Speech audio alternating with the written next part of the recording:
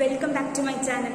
നമ്മുടെ ഇന്നത്തെ ക്ലാസ്സിൽ നമ്മൾ ബികോം 4th സെമസ്റ്ററിലെ കോർപ്പറേറ്റ് അക്കൗണ്ടിങ് 2 എന്ന് പറഞ്ഞ സബ്ജക്റ്റിലെ ഇന്റേണൽ റീകൺസ്ട്രക്ഷൻ എന്ന മൊഡ്യൂളാണ് ഡിസ്കസ് ചെയ്യുന്നത്. എന്താണ് ഇന്റേണൽ റീകൺസ്ട്രക്ഷൻ എന്ന് പറഞ്ഞാൽ? കമ്പനിയുടെ അകത്ത് നടക്കുന്ന കാര്യം അല്ലെ. ഇന്റേണൽ എന്ന് പറഞ്ഞാൽ എന്താണ്? കമ്പനിയുടെ അകത്ത് നടക്കുന്ന കാര്യം, ഉള്ളിലുള്ളത് അല്ലെ. റീകൺസ്ട്രക്ട് ചെയ്യുക എന്ന് പറഞ്ഞാൽ എന്താണ്? ഒന്നും കൂടെ ബിൽഡ് ചെയ്യുക. കൺസ്ട്രക്ഷൻ എന്താ? ബിൽഡ് ചെയ്യുക എന്നുള്ളത് അല്ലെ. വീടൊക്കെ നമ്മൾ ഉണ്ടാക്കുമ്പോൾ നമ്മൾ ബിൽഡ് ചെയ്യാന്ന് പറയും അല്ലെ, കൺസ്ട്രക്ട് ചെയ്യാന്ന് പറയും. റീകൺസ്ട്രക്ഷൻ എന്ന് പറഞ്ഞാൽ അത് ഒന്നും കൂടി പുതുക്കി പണിയാം. അപ്പോൾ കമ്പനീനെ ഒന്നും കൂടെ പുതുക്കി പണിയാണ് ചെയ്യുന്നത് ഇവിടെ. എന്താ കമ്പനിയുടെ പുതുക്കി പണിയാ? അതിന്റെ ക്യാപിറ്റലിനെ ഒന്നും കൂടി സ്ട്രക്ചർ ചെയ്യാണ്, റീകൺസ്ട്രക്ട് ചെയ്യാണ്, റീഓർഗനൈസ് ചെയ്യാണ്. അതിനെയാണ് നമ്മൾ ഇന്റേണൽ റീകൺസ്ട്രക്ഷൻ എന്ന് പറയുന്നത്. അപ്പോൾ കമ്പനിയുടെ ഫിനാൻഷ്യൽ സ്ട്രക്ചറിനെ വരുത്തുന്ന മാറ്റങ്ങൾ, അത് ഓൾട്രേഷൻ, അത് ചിലപ്പോൾ ക്യാപിറ്റൽ കൂട്ടിക്കൊണ്ടാവും, ക്യാപിറ്റൽ കുറച്ചുകൊണ്ടാവും. എന്താണെങ്കിലും അതിനെയാണ് നമ്മൾ എന്തെന്ന് പറയുന്നത്? ഇന്റേണൽ റീകൺസ്ട്രക്ഷൻ എന്ന് പറയുന്നത്. Internal reconstruction refers to the internal reorganization of the financial structure of a company. It is the internal reorganization either by alteration or by reduction in share capital. Reconstruction by alteration of share capital is effected by increasing the share capital, consolidating or subdividing the share, cancellation of unissued share, etc.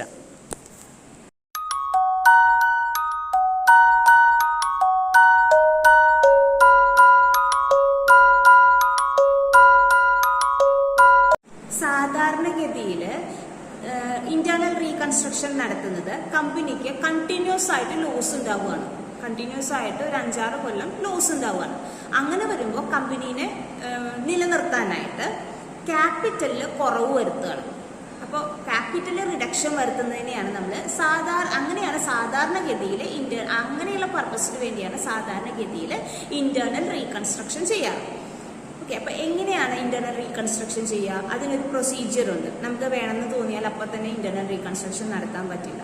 കമ്പനിയുടെ ആർട്ടിക്കിൾസിൽ പറഞ്ഞിട്ടുണ്ടെങ്കിൽ മാത്രമേ നമുക്ക് കമ്പനിയുടെ ക്യാപിറ്റലിൽ കുറവ് വരുത്താൻ സാധിക്കുകയുള്ളൂ. അപ്പോൾ ആർട്ടിക്കിൾസിൽ പറഞ്ഞിട്ടുണ്ടാവണം. ഇനി അങ്ങനെ പറഞ്ഞിട്ടില്ലെങ്കിൽ നമ്മൾ കോർട്ടിൽ അതിനുള്ള സ്പെഷ്യൽ റെസൊല്യൂഷൻ പാസ്സാക്കാം.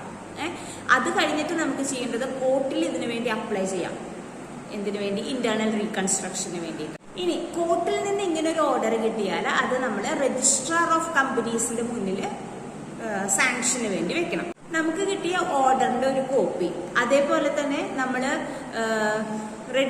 ക്യാപിറ്റൽ റെഡ്യൂസ് ചെയ്തു എന്ന് പറഞ്ഞുകൊണ്ടുള്ള മിനിറ്റ്സ്, ഇതെല്ലാം നമ്മൾ രജിസ്ട്രാർ ഫോർ രജിസ്ട്രേഷനിൽ ഫയൽ ചെയ്തിട്ടുണ്ടാവും. ഇത്രയും പ്രൊസീജിയറാണ് നമ്മുടെ ഇന്റേണൽ റീകൺസ്ട്രക്ഷൻ ചെയ്യുമ്പോൾ ചെയ്യേണ്ടത്. ഇനി ഇതിന്റെ ജേർണൽ എൻട്രി എഴുതുകയാണ് അടുത്ത സ്റ്റെപ്പ്. 5 ജേർണൽ എൻട്രിയാണ് മെയിൻ ആയിട്ട് വരുന്നത്. ഒന്ന്, ഷെയർ ക്യാപിറ്റലിന്റെ പെയ്ഡ് അപ്പ് വാല്യൂല് വരുന്ന വ്യത്യാസം. ദെൻ അതിന്റെ ഫേസ് വാല്യൂല് വരുന്ന വ്യത്യാസം. ഡിബഞ്ചർ ഹോൾഡേഴ്സ് എന്തെങ്കിലും സാക്രിഫൈസ് ചെയ്താൽ അപ്പം ഉണ്ടാവുന്ന ജേർണൽ എൻട്രി. ക്രെഡിറ്റേഴ്സ് എന്തെങ്കിലും റിഡക്ഷൻ കൊടുത്താൽ ഉണ്ടാവുന്ന ജേർണൽ എൻട്രി. അസറ്റിൽ അപ്രീസിയേഷൻ ഉണ്ടാവുമ്പോഴുള്ള ജേർണൽ എൻട്രി. അപ്പൊ നമുക്ക് ഓരോ ജേർണൽ എൻട്രി എന്താണെന്ന് നോക്കാം, എങ്ങനെ ചെയ്യേണ്ടതെന്നുള്ളത് നോക്കാം. ഷെയറിന്റെ paid up വാല്യൂല് കുറവുണ്ടാവുമ്പോൾ, paid up value കുറയുമ്പോൾ ഉണ്ടാവുന്ന ജേർണൽ എൻട്രി ഇങ്ങനെയാണ്.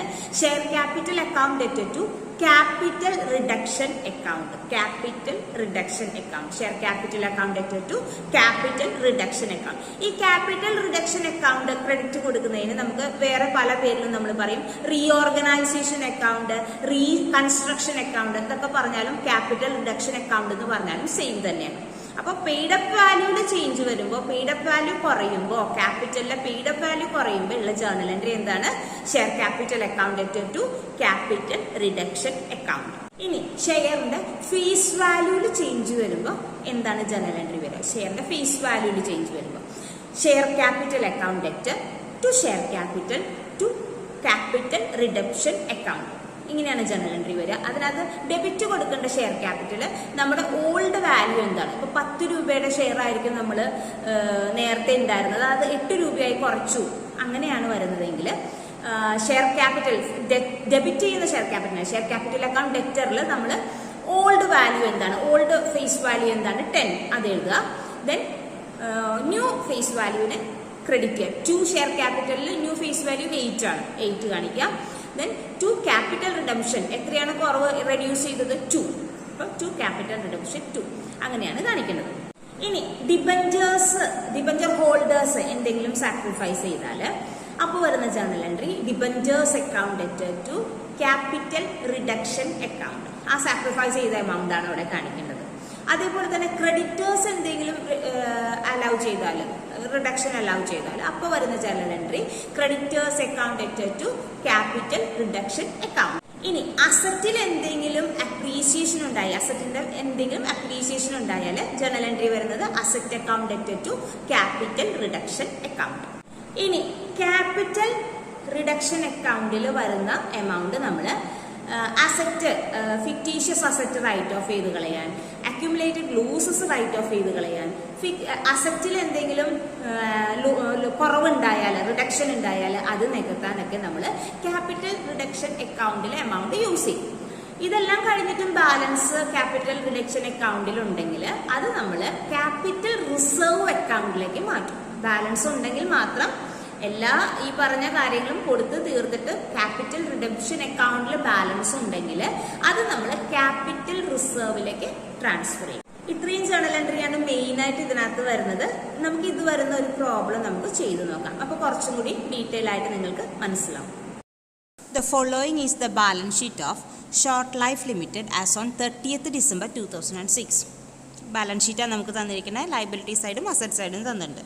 ലയബിലിറ്റി സൈഡിൽ share capital 14% 4,000 preference shares of rupees 100 each 4 lakh. 50,000 equity shares of rupees 10 each fully paid 5 lakh. Secured creditors 12% debentures 1 lakh. Current liabilities creditors 2 lakh. Then asset side fixed asset goodwill 1,80,000, plant and machinery 5 lakh. Then investment illa. Current assets and loans and advances stock 3 lakh, debtors 70,000, cash 20,000, miscellaneous expenditure profit and loss 1,30,000. രണ്ടിൻ്റെ total അസറ്റിൻ്റെ ലയബിലിറ്റിയുടെയും total 12 lakh. The court has approved following scheme for reconstruction. To issue 15% preference shares of rupees 60 each for every 14% for rupees 100 preference shares. Reduce equity share by rupees 4 each.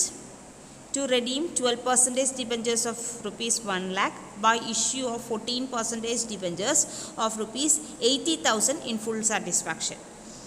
To write off goodwill and accumulated losses, write down plant and machinery by rupees 60,000 and any balance left from capital redemption scheme be provided for doubtful debts. Journal entries to effect the scheme and also prepare new balance sheet. ഈ പ്രോബ്ലത്തിൽ preference share ക്യാപിറ്റലും അതേപോലെ equity share ക്യാപിറ്റലും ഡിബഞ്ചേഴ്സിലൊക്കെ വ്യത്യാസം വരുത്തിയിട്ടുണ്ട്. അവരുടെ പഴയ value മാറ്റി പുതിയ value ആക്കിയിട്ട് മാറ്റിയിട്ടുണ്ട്, റീകൺസ്ട്രക്ട് ചെയ്തിട്ടുണ്ട്. അപ്പോൾ അതിൻ്റെ ജേർണൽ എൻട്രീസ് എഴുതാനാണ് പറഞ്ഞിരിക്കുന്നത്. അതേപോലെ തന്നെ ക്യാപിറ്റൽ റിഡക്ഷൻ അക്കൗണ്ടിൽ നമ്മൾ എന്തൊക്കെ റൈറ്റ് ഓഫ് ചെയ്ത് കളയാണെന്ന് കുറിച്ച് പറഞ്ഞിട്ടുണ്ട്. ഗുഡ് വിൽ ഉണ്ടെങ്കിൽ ഗുഡ് വില്, അക്യുമുലേറ്റഡ് ലൂസസ്, അതേപോലെ പ്ലാന്റ് ആൻഡ് മെഷീനറിയിൽ 60,000 വരെ മതി. ബാക്കി എന്തെങ്കിലും ക്യാപിറ്റൽ റിഡംഷൻ അക്കൗണ്ടിൽ ബാലൻസ് ഉണ്ടെങ്കിൽ അതെങ്ങനെ മാറ്റാൻ പറഞ്ഞിരിക്കുന്നത് പ്രൊവിഷൻ ഫോർ ബാഡ് ഡെറ്റ്സിലേക്കാണ്. ആ ബാലൻസ് ഉള്ള ക്യാപിറ്റൽ റിഡക്ഷൻ അക്കൗണ്ടിൽ ബാലൻസ് എമൗണ്ട് ഉണ്ടെങ്കിൽ അത് മാറ്റേണ്ടത്. ഇത്രയാണ് നമുക്ക് പ്രോബ്ലത്തിൽ പറഞ്ഞിരിക്കുന്നത്. നമുക്കപ്പോൾ ഒന്ന് ചെയ്തു നോക്കാം. അപ്പം നമുക്ക് ആദ്യം തന്നിരിക്കുന്ന ഇൻസ്ട്രക്ഷന് പ്രിഫറൻസ് ഷെയറിനെ സംബന്ധിച്ചാണ്. നമ്മുടെ ബാലൻസ് ഷീറ്റിൽ പ്രിഫറൻസ് ഷെയർസ് എത്രയാണ് പറഞ്ഞിരിക്കുന്നത്? 14% 4,000 preference shares of rupees 100 each എന്നാണ് പറഞ്ഞിരിക്കുന്നത്, 4 lakh അല്ലേ. ഇവിടെ ചേഞ്ച് വരുത്തിയിരിക്കുന്നത് എങ്ങനെയാണ്? 15% പ്രിഫറൻസ് ഷെയർസ് ആയിട്ട് ചേഞ്ച് വരുത്തിയിട്ടുണ്ട്. rupees 100 ഈച്ചിന് പകരം 60 ഈച്ച് ആയിട്ടാണ് ചേഞ്ച് വരുത്തിയിരിക്കുന്നത്. അപ്പോൾ നമ്മൾ എങ്ങനെ ജേർണൽ എൻട്രി എഴുതും? 14% പ്രിഫറൻസ് ഷെയർ ക്യാപിറ്റൽ ഡെറ്റർ, അത് ഓൾഡ് വാല്യൂ തന്നെ കാണിക്കുക, 4 lakh. 14% preference share capital account debtor 4 lakh. To 15% preference share capital അത് ന്യൂ ആണ് അല്ലേ. അതിൽ എത്രയാണ്? 60 ആണ് പറഞ്ഞിരിക്കുന്നത്. അപ്പോൾ 4,000 into 60 that is 2,40,000. അപ്പോൾ ക്രെഡിറ്റിൽ കാണിക്കേണ്ട preference share capital 4,000 into 60 that is 2,40,000. To capital reduction, ആ ബാലൻസ് ഉള്ള എമൗണ്ട് നമ്മൾ ക്യാപിറ്റൽ റിഡക്ഷനിൽ എഴുതുക 1,60,000. നമുക്ക് നെക്സ്റ്റ് ഇൻസ്ട്രക്ഷൻ എന്താ പറഞ്ഞിരിക്കുന്നത്? ഇക്വിറ്റി ഷെയർസിനെ കുറിച്ച് അല്ലേ. ഇക്വിറ്റി ഷെയർസിൽ എന്താ പറഞ്ഞിരിക്കുന്നത്? Reduce shares by equity shares by 4 each എന്ന്. നമുക്ക് ബാലൻസ് ഷീറ്റിൽ തന്നിരിക്കുന്നത് എന്താണ്? 50,000 equity shares of ₹10 each fully paid എന്നാണ് അല്ലേ. അപ്പോൾ അത് 4 കുറഞ്ഞു അല്ലേ. 10 എന്നുള്ളത് 4 കുറഞ്ഞു. അപ്പോൾ ബാലൻസ് എത്രയുണ്ട്? 6 ഉണ്ട് അല്ലേ. അപ്പോൾ നമ്മൾ എങ്ങനെ ജേർണൽ എൻട്രി ചെയ്തും? ഇക്വിറ്റി ഷെയർ ക്യാപിറ്റൽ ഓൾഡ് എത്രയാണ് നമുക്കറിയാം, 5 lakh എന്നുള്ളത് അല്ലേ. 50,000 shares of 10 each 5 lakh. Then to equity share capital new value എത്രയാണ് പറഞ്ഞിരിക്കുന്നത്? 50,000 ഇൻറ്റു 6. 50,000 ഇൻറ്റു 6 എത്രയാണ്? 3 lakh. അതിനുശേഷം ടു ക്യാപിറ്റൽ റിഡക്ഷൻ, അതിൻ്റെ ബാലൻസ് ചെയ്ത റിഡക്ഷനിൽ എത്ര റിഡ്യൂസ് ചെയ്തു എന്ന് പറഞ്ഞിട്ടുണ്ട്? 4 ഈച്ച് എന്ന് പറഞ്ഞിട്ടുണ്ട് അല്ലേ. അപ്പോൾ 5 lakh into 4 that is 2 lakh. ഇനി നെക്സ്റ്റ് ഇൻസ്ട്രക്ഷൻ എന്താ? ഡിബഞ്ചേഴ്സിനെ സംബന്ധിച്ചാണ് തന്നിരിക്കുന്നത് അല്ലേ. എന്ത് ഡിബഞ്ചേഴ്സ് പറഞ്ഞിരിക്കുന്നത്? നമ്മുടെ ബാലൻസ് ഷീറ്റിലുള്ള ഡിബഞ്ചേഴ്സ് എത്രയാണ്? 12% ഡിബഞ്ചേഴ്സ് 1 lakh എന്നാണ് തന്നിരിക്കുന്നത്. എന്താണ് അഡ്ജസ്റ്റ്മെൻറ്റിൽ പറഞ്ഞിരിക്കുന്നത്? 12% ഡിബഞ്ചേഴ്സ് മാറ്റിയിട്ട് എത്ര പെർസെൻറ്റേജ് ആക്കി? 14% ഡിബഞ്ചേഴ്സ് ആക്കി. അപ്പോൾ അവർ കൊടുത്ത എമൗണ്ട് എത്രയാണ്? 80,000 ആണ്. 1 lakhന് പകരം 80,000 ആണ്. അപ്പോൾ എങ്ങനെ ജേർണൽ എൻട്രി എഴുതും? 12% ഡിബഞ്ചേഴ്സ് ഡെറ്റർ. ഓക്കെ, അത് ന്യൂ വാല്യൂ ആണ് ഓൾഡ് വാല്യൂ ആണ് കാണിക്കേണ്ടത്? Old value. ഡെബിറ്റ് കൊടുക്കേണ്ടത് ഓൾഡ് വാല്യൂ ആണ് 1 lakh. To 14% debentures new value എത്രയാണ്? 80,000. ബാലൻസുള്ള എമൗണ്ട് ക്യാപിറ്റൽ റിഡക്ഷനിലേക്ക് മാറ്റാം. 20,000 ക്യാപിറ്റൽ റിഡക്ഷനിലേക്ക് മാറ്റാം. ഇനി നെക്സ്റ്റ് നമുക്ക് ചെയ്യേണ്ടത് വേറെ അഡ്ജസ്റ്റ്മെൻ്റ് ഒന്നുമില്ല. ഇനി ഈ ക്യാപിറ്റൽ റിഡക്ഷനിലുള്ള എമൗണ്ട് നമുക്ക് എന്തൊക്കെ റൈറ്റ് ഓഫ് ചെയ്ത് കളയാം? നമ്മളോട് പറഞ്ഞിരിക്കുന്നത് 4th അഡ്ജസ്റ്റ്മെൻ്റ് അനുസരിച്ച് ഗുഡ് വില്ല് റൈറ്റ് ഓഫ് ചെയ്യാം, അക്യുമുലേറ്റഡ് ലോസസ് ഉണ്ടെങ്കിൽ റൈറ്റ് ഓഫ് ചെയ്യാം, പ്ലാന്റ് ആൻഡ് മെഷീനറി 60,000 വരെ റൈറ്റ് ഓഫ് ചെയ്യാം. അപ്പോൾ ക്യാപിറ്റൽ റിഡക്ഷനിൽ എത്രയുണ്ടെന്ന് നമ്മൾ ആദ്യം ടോട്ടൽ ചെയ്തെടുക്കുക. ക്യാപിറ്റൽ റിഡക്ഷനിൽ ഫസ്റ്റ് 1,60,000 ഉണ്ട്. 1,60,000 പ്ലസ് സെക്കൻഡിൽ വന്ന 2 lakh ഉണ്ട്. ദാറ്റ് പ്ലസ് 20,000 ഉണ്ട്. അപ്പോൾ നമുക്ക് എത്രയാണ് ക്യാപിറ്റൽ റിഡക്ഷനിലെ എമൗണ്ട്? 3,80,000. എങ്ങനെയാണ് വന്നത്? 1,60,000 പ്ലസ് 2 lakh പ്ലസ് 20,000, 3,80,000. ഇനി അതെന്തിനൊക്കെയാണ് യൂസ് ചെയ്യേണ്ടത്? ഗുഡ് വില്ല് റൈറ്റ് ഓഫ് ചെയ്യാൻ. ടു ഗുഡ് വിൽ എത്രയാണ് തന്നിരിക്കുന്നത്? 1,80,000. നമ്മുടെ ബാലൻസ് ഷീറ്റിൽ നോക്കുക, ഓൾഡ് ബാലൻസ് ഷീറ്റിൽ നോക്കുക, അതിനകത്തുണ്ട് 1 lakh. ദെൻ അക്യുമുലേറ്റഡ് ലോസസ് ഉണ്ടെങ്കിൽ അത് ചെയ്യാൻ അല്ലേ. ലോസസ് എന്താ അവിടെ ഉള്ളത്? പ്രോഫിറ്റ് ആൻഡ് മിസ്ലേനിയസ് എക്സ്പെൻഡിച്ചറിൽ ഒരു പ്രോഫിറ്റ് ആൻഡ് ലോസ് അക്കൗണ്ട് ഉണ്ട്, 1,30,000. ഇനി പ്ലാന്റ് ആൻഡ് മെഷീനറി നമ്മുടെ പ്രോബ്ലത്തിൽ പറഞ്ഞിട്ട് അഡ്ജസ്റ്റ്മെൻറ്റിൽ 60,000 വരെ മതിയെന്ന്. അപ്പോൾ പ്ലാന്റ് ആൻഡ് മെഷീനറി 60,000 കാണിക്കാം. അപ്പോൾ നമുക്ക് എത്രയായി total? Goodwill 1,80,000, then profit and loss account 1,30,000, plant and machinery 60,000. അതെല്ലാം കൂടെ കൂട്ടുമ്പോൾ 3,80,000 വരുമോ? ഇല്ല, ഒരു 10,000 rupees കൂടുതലുണ്ട് അല്ലേ. ആ 10,000 rupees ക്യാപിറ്റൽ റിഡക്ഷനിൽ ഇനിയുണ്ട് 10,000 rupees. ആ 10,000 rupeesനെ നമ്മൾ എന്ത് ചെയ്യണം? പ്രൊവിഷൻ ഫോർ ബാഡ് ഡെറ്റ്സ് എന്ന് പറഞ്ഞ അക്കൗണ്ടിലേക്ക് ട്രാൻസ്ഫർ ചെയ്യണം. ഇങ്ങനെയാണ് ചെയ്യേണ്ടത്. അപ്പോൾ നമുക്കിനി പുതിയ ബാലൻസ് ഷീറ്റ് പ്രിപ്പയർ ചെയ്യാം. അപ്പോൾ ഹെഡിങ് കൊടുക്കുക, short life limited, balance sheet as on 31st October 2006. Liability സൈഡും അസറ്റ് സൈഡും. നമുക്ക് ക്യാപിറ്റലിൽ വ്യത്യാസം വന്നിട്ടുണ്ട് അല്ലേ. ഷെയർ ക്യാപിറ്റലിൽ വ്യത്യാസം വന്നിട്ടുണ്ട്. എങ്ങനെയാണ് വന്നിരിക്കുന്നത്? 15% 4,000 പ്രിഫറൻസ് ഷെയർസ് ഓഫ് ₹60 ഈച്ച് ആണ്. എത്രയാണ് എമൗണ്ട്? 2,40,000. അതേപോലെ ഇക്വിറ്റി ഷെയറിലും വ്യത്യാസം വന്നിട്ടുണ്ട്. എങ്ങനെയാണ്? 50,000 equity shares of ₹6 fully paid 3 lakh. Then secured ക്രെഡിറ്റേഴ്സിൽ 14% ഡിബഞ്ചേഴ്സ് എത്രയാണ്? 80,000. അത്രയാണ് മാറ്റം വന്നിരിക്കുന്നത്. ക്രെഡിറ്റേഴ്സ് സെയിം തന്നെ 2 lakh. അതേപോലെ തന്നെ ഫിക്സഡ് അസറ്റിൽ പ്ലാന്റ് ആൻഡ് മെഷീനറി ഉണ്ട്. പ്ലാന്റ് ആൻഡ് മെഷീനറിയിൽ നമ്മൾ എത്രയാണ്? 60,000 ആണ് അവിടെ എടുത്തിരിക്കുന്നത്. ബാക്കിയുള്ളത് 4,40,000 ഇവിടെ കാണിക്കണം. ഓക്കെ, ദെൻ സ്റ്റോക്ക് സെയിം തന്നെ 3 lakh, debtors 60,000, cash 20,000. Miscellaneous expenditure ഇല്ല അല്ലേ. പ്രോഫിറ്റ് ആൻഡ് ലോസ് അക്കൗണ്ട് നമ്മളവിടെ റൈറ്റ് ഓഫ് ചെയ്തിട്ടുണ്ട്, അതപ്പോൾ ഇല്ല. ഇനി എല്ലാം കൂടെ ടോട്ടൽ ചെയ്യുക. അപ്പോൾ നമുക്ക് എന്ത് വരും? 8,20,000. രണ്ട് സൈഡും ഈക്വൽ ആവണം. ഈക്വൽ ആയാലും നമ്മൾ ചെയ്തത് കറക്റ്റാണ്. ഓക്കെ, ഇങ്ങനെയാണ് നമ്മൾ ബാലൻസ് ഷീറ്റും പ്രിപ്പയർ ചെയ്യേണ്ടത്. അപ്പോൾ ഇന്നത്തെ ക്ലാസ് എല്ലാവർക്കും മനസ്സിലായെന്ന് വിചാരിക്കുന്നു. മനസ്സിലായവരെ ലൈക്ക് ചെയ്യാൻ മറന്നേക്കരുത്. നിങ്ങളുടെ ഫ്രണ്ട്സിന് ഷെയർ ചെയ്യാനും അതേപോലെ ചാനൽ ആദ്യമായിട്ട് കാണുന്നവരെ സപ്പോർട്ട് ചെയ്യാൻ മറന്നേക്കരുത്. സബ്സ്ക്രൈബ് ചെയ്തതിന് ശേഷം അതിൻ്റെ അടുത്ത് കാണുന്ന ബെല്ലൈക്കണിൽ ഓൾ ഓപ്ഷൻ കൂടെ പ്രസ് ചെയ്താൽ ഞാൻ പുതിയ വീഡിയോസ് ഇടുമ്പോൾ അതിൻ്റെ നോട്ടിഫിക്കേഷൻ നിങ്ങൾക്ക് ലഭിക്കും. അടുത്ത ക്ലാസ്സിൽ നമുക്ക് sub division of shares, consolidation of shares, surrender of shares, internal റീകൺസ്ട്രക്ഷൻ്റെ ഭാഗം തന്നെയാണ്. അങ്ങനെയുള്ള പ്രോബ്ലംസ്, അതിൻ്റെ ജേർണൽ എൻട്രി അതിലെങ്ങനെ പ്രോബ്ലം ചെയ്യാം എന്നുള്ളതിനെ കുറിച്ച് നമുക്ക് അടുത്ത ക്ലാസ്സിൽ ഡീറ്റെയിൽ ആയിട്ട് പഠിക്കാം. Thank you for watching.